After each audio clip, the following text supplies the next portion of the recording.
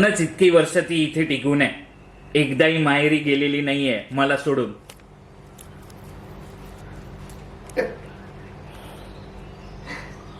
पण आता गेली. पण आता का गेली याचा विचार कर. ज्या अर्थी ती माहेरी गेलीये ना त्या अर्थी आता ती सुखी नाहीये. आता ती दुःखात आहे. आता तिला त्रास होतोय आणि आता ती तुझं ऐकणार नाहीये. आता ती परत या घरी येणार नाहीये. आणि आता यामुळे समाजामध्ये 4 लोकांमध्ये तुझी छिथू होणार आहे. लोक तुझ्याकडे येणार, तुझ्यावर हसणार. अरे 18 वर्षांचा सुखी संसार जो तुम्ही मिरवत होतात ना त्याच्यामधून ती सुटली. आणि एक लक्षात घे, तू तिच्या बरोबर वागलेली प्रत्येक गोष्ट सगळ्यांना माहिती आहे. त्यामुळे लोक तिची बाजू घेणार, लोक तुझ्यावर हसणार.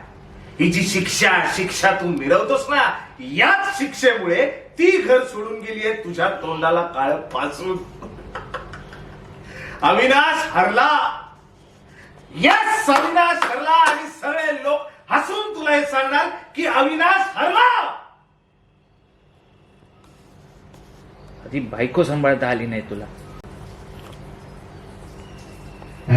साधी बायको सांभाळता नाही आली त्याला. अविनाश हरला. बघितलं तू. गप्प बस, बाटली उचलली त्यांनी फेकली. गप्प बस.